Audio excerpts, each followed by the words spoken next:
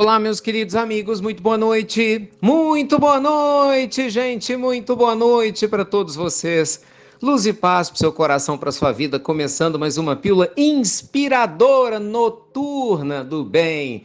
Nessa segunda-feira, sempre de segunda às sextas, estamos juntinhos com a pílula noturna para vocês. Meus amigos, olha que pergunta maravilhosa, maravilhosa que está chegando para a gente hoje. A pergunta da mamãe Simone. Simone nos escuta nas pílulas e narrou a seguinte questão. Lembrando, aliás, né, antes que eu comece aqui, para você que quer enviar a sua pergunta também, entra no site, tem sempre gente nova chegando, né? Então é importante eu repetir, institutonamastê.com.br. Anota aí, institutonamastê.com.br e manda a sua pergunta aqui para mim, tá bom? Simone fala o seguinte: Ricardo, eu tenho um filhinho de 3 anos e 11 meses e estou assustada, porque o filho, gente, começou a falar ou fazer referências à possível vida passada dele. Não é? Fazendo menções de mamãe, eu saí de uma caverna e o vento me trouxe até a sua barriga, e outras menções que ela menciona, né? Típicas de crianças que recordam a sua existência anterior. E ela pergunta: é possível? O que está acontecendo? Vamos lá. Não só é possível, Simone e outras mamães, como é absolutamente natural. Não é normal. Normal quer dizer que é uma coisa usual que acontece com todo mundo. Isso não acontece, mas é natural, ou seja, faz parte da natureza humana, haja vista a quantidade gigantesca de casos que a gente tem. Não é com todo mundo, mas com certeza a gente tem um número de casos gigantes nessa linha.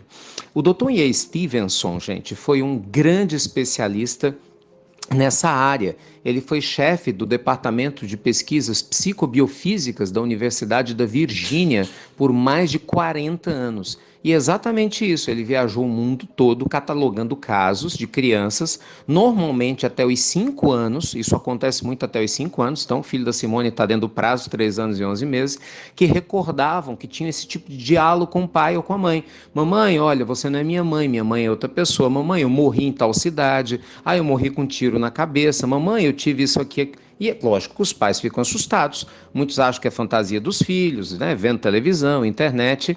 Mas em muitos casos são tão insistentes os relatos e alguns pais mais sensíveis começam a buscar ajuda.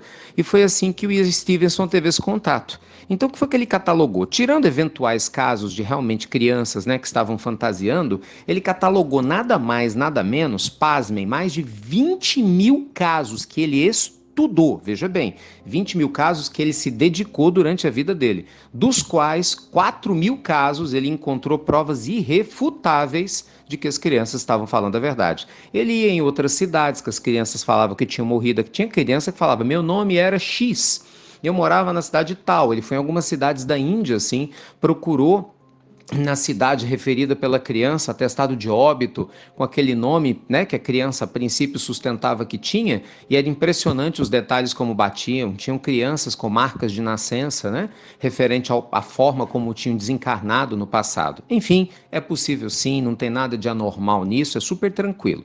Agora a pergunta é, o que é que eu faço? Nada. Ame seu filho, sua filha, acolha seu filhinho e sua filhinha. Diga a ele: olha, se realmente isso é real e você está lembrando de alguma coisa, que bom que Papai do Céu te trouxe para nós agora. Porque, gente, normalmente essas lembranças elas vão desaparecendo após os 5 anos. Por que acontece isso até os 5 anos? Via de regra, o espírito ele termina a encarnação dele 100% completa entre os 5 e 7 anos aqui na matéria. O que isso quer dizer? Nós, entre os 5 e 7 anos, até 5, 7 anos, estamos ainda vivendo mais no mundo espiritual do que no mundo físico. Então a criança, ela literalmente, digamos, ela aterriza no planeta Terra e aí começa a criar experiências nas quais vão ser fundamentais para a próxima existência, né, dessa existência que ela está vivendo, a partir dessa idade. Por isso que dificilmente nós, adultos inclusive, recordamos de muitas coisas do passado. Veja, você pode recordar de muita coisa que aconteceu eventualmente a partir da adolescência para cá, mas eu tenho certeza que você não se recorda de detalhes que você viveu, entendeu, nos dias que você tinha 3 anos. Veja, quanto mais novo, 1 ano, 2, 3, mais difícil é de lembrar. Por quê? Porque você estava mais no mundo espiritual do que aqui, né? E, consequentemente, a parte cognitiva do cérebro da criança também não tinha sido suficientemente desenvolvida. Mas, enfim, não quero entrar nesses termos técnicos, o mais importante é que é algo natural. Eu já presenciei casos assim com criancinha de 2 anos, falando, né, de uma série de detalhes com uma senhora que era mãe, a mãe assustada. Eu, calma, não tem que se assustar, isso se resolve sozinho.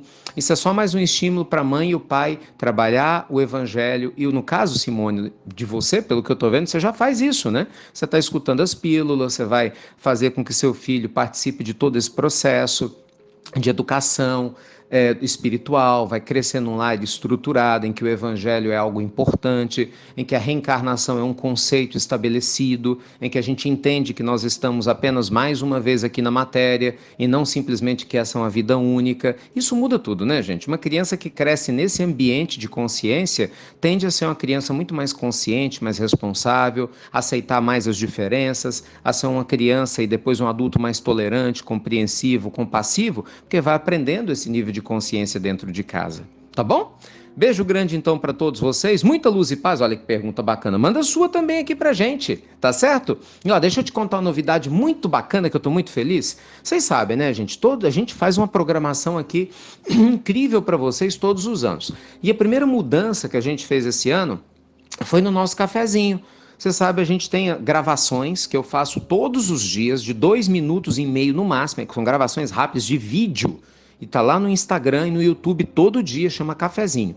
Era Cafezinho com o Ricardo e agora é Café com Prosperidade, é o nosso novo nome do café, porque todos os temas a partir de amanhã são voltados para o crescimento do ser e também para a criação e geração de prosperidade na sua vida. Então assista o Cafezinho, temas mais interessantes, cenários mais legais para te estimular ainda mais o seu crescimento. Amanhã, 7h15 da manhã, em ponto, no YouTube e no Instagram, tem Cafezinho para você. E claro, às 9h, você sabe, a gente tem o Evangelho no Lar. Lembrando que 9 horas é provisório, só até segunda que vem. Depois, a partir de terça da semana que vem, dia 19, a gente volta para as 10h30, que é o horário normal do Evangelho no Lar. Beijo grande e até breve. Até muito, meus amigos, muito breve.